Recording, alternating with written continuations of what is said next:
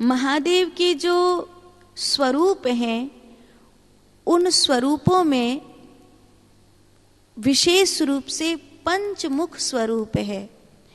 पंचमुख स्वरूप में महादेव के लिए जो रस वर्णन किया गया है वो कहा गया है महादेव का शांत रस, महादेव का दास्य रस, महादेव का सख्य रस, महादेव का वात्सल्य रस और महादेव का श्रृंगार रस। ऐसे तो इन 5 रसों के अलग अलग आचार्य होते हैं। शांत रस के अलग आचार्य होते हैं। कुछ भक्त हैं जो शांत रस के ही आचार्य हैं, वो उसी प्रकार भक्ति कर सकते हैं। कुछ हैं जो दास्य रस के आचार्य हैं, दास्य भक्ति ही उनके जीवन में सर्वोपरि होती है।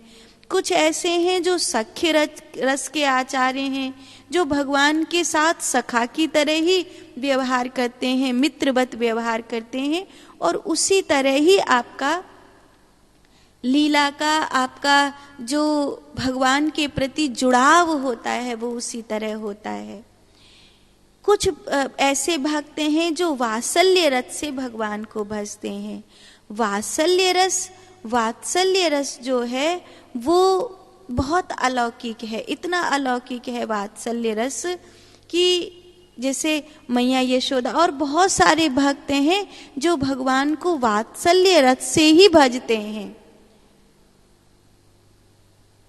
और फिर श्रृंगार रस, अच्छा ऐसा नहीं होता जो वात्सल्य रस में भगवान को भजे फिर श्रृंगार रस में भगवान को भजे।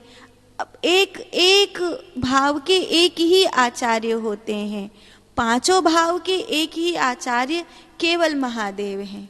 5 भाव के अगर एक ही कोई आचार्य हैं तो वो महादेव हैं। महादेव ऐसे हैं जो उनके मित्र भी हैं, महादेव ऐसे हैं जो उनके मीत भी हैं, महादेव ऐसे हैं जो उनके दास भी हैं, महादेव ही ऐसे हैं जो उनके प्रति वात्सल्य से भी भरे हैं, और महादेव ही ऐसे हैं जो परम शांत रस में भी हैं। शांत रस तो ऐसा है, मनहु शांत रस धरहु शरीरा। महादेव के लिए तुलसीदास जी कहते हैं मनहु शांत रस धरहु शरीरा, जिसे साक्षात परम शांति ने शरीर धारण किया हो ऐसा महादेव है।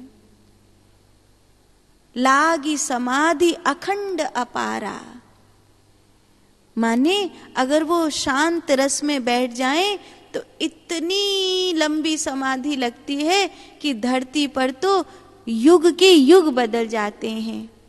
सती जी के समय ही बीते संवत सहस 87 तजी समाधि शंभु अविनाशी। इतने लंबे वर्ष तक आपने समाधि को स्वीकार किया। निम्नगानां यथा गंगा देवानामच्युतो यथा वैष्णवानां यथा शंभु पुराणानाम इदम तथा। भागवत में 12वें स्कंद में जब भागवत जी की महिमा गाते हुए वर्णन आता है तो वहां पर कहा गया है कि ऐसे महादेव सन्यासी हैं, विरक्त हैं। महादेव स्वयं कहते हैं मैं निवृत्ति मार्ग का पथिक हूं,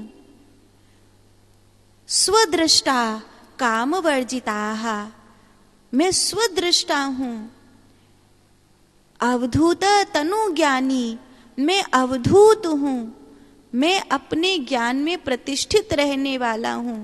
तो जो अवधूत है, जो निवृत्ति मार्ग का पथिक है, जो स्वदृष्टा है, तनु ज्ञानी, जो अपने ज्ञान में विभूषित हैं, ऐसे सन्यासी महादेव को संसार से क्या लेना देना।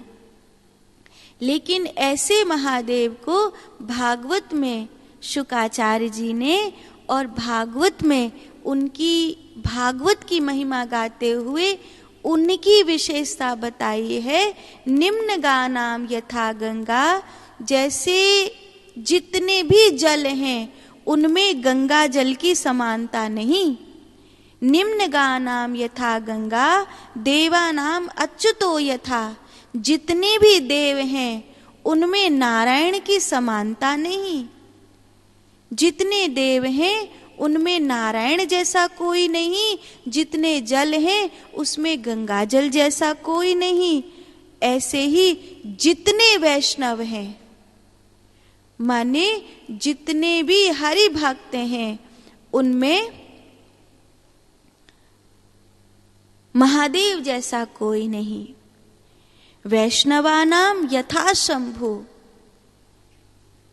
सन्यासी हैं वो, लेकिन वैष्णवानाम यथा शंभु, वो वैष्णव, उनके जैसा कोई वैष्णव नहीं हो सकता। तो कई बार कोई वैष्णव होने का, अनन्य होने का, शिव जी के भक्त होने का भाव रखे और शिव के प्रति अनर्गल भाषण करे, तो समझ लेना कि वो सच्चा वैष्णव नहीं है। क्योंकि जैसे जलों में गंगा जल जैसा कोई नहीं, अब जैसे कोई खूब मिनरल वाटर और उसकी प्रशंसा करे कि ये देखो ये इतना शुद्ध जल है, इतना पवित्र जल है, ये फलानी नदी का है, ये फलाने जलाशय का है, ये फलाने कूप का है, ये है वो है, कुछ भी करे, लेकिन अगर वो अपने किसी भी जल की प्रशंसा करने के लिए गंगा की उपेक्षा करता है तो ये अपराध है, क्योंकि गंगा जल जैसा जल नहीं हो सकता।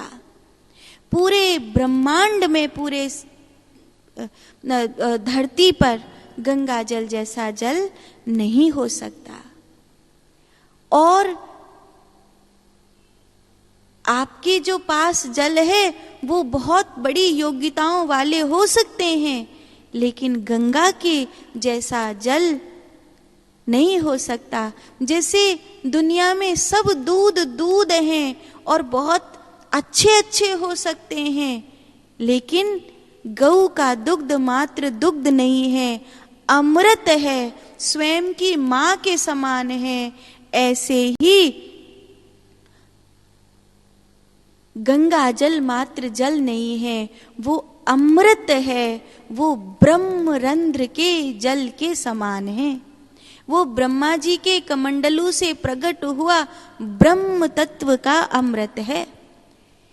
ऐसे ही देवों में नारायण के जैसा कोई नहीं, ऐसे ही वैष्णवों में शिव के जैसा कोई नहीं।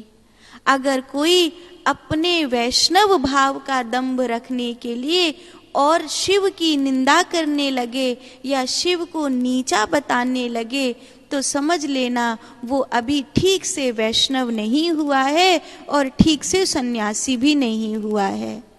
क्योंकि जो सन्यासी है वो इस तत्व को जानता है और जो वैष्णव है वो भी इस तत्व को जानता है। पुराणानाम इदम तथा, ऐसे ही पुराणों में भागवत जैसा कोई दूसरा नहीं हो सकता। ये भागवत की महिमा गाने के लिए ऐसे बताया कि गंगा जल जैसा जल नहीं, नारायण जैसे देवता दूसरे नहीं और शिव जैसे वैष्णव दूसरे नहीं, ऐसे ही भागवत जैसा पुराण कोई दूसरा नहीं। तो वैष्णवानाम यथा शंभु, महादेव ऐसे हैं जो अग्रगणी वैष्णव हैं।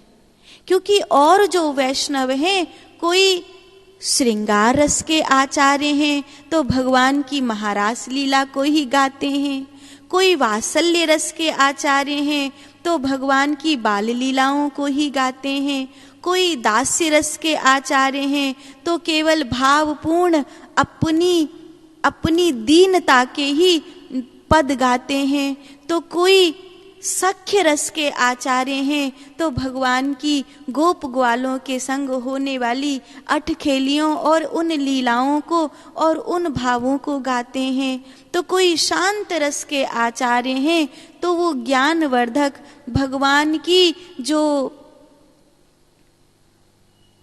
ज्ञान देने वाली छवि है उस तत्व को गाते हैं।